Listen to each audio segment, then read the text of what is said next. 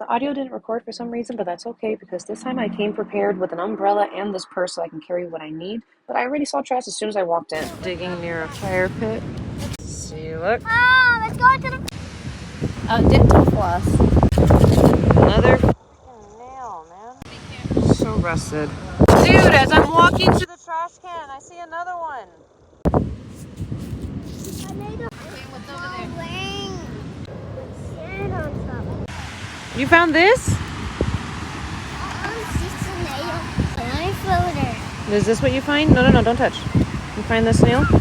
No freaking way.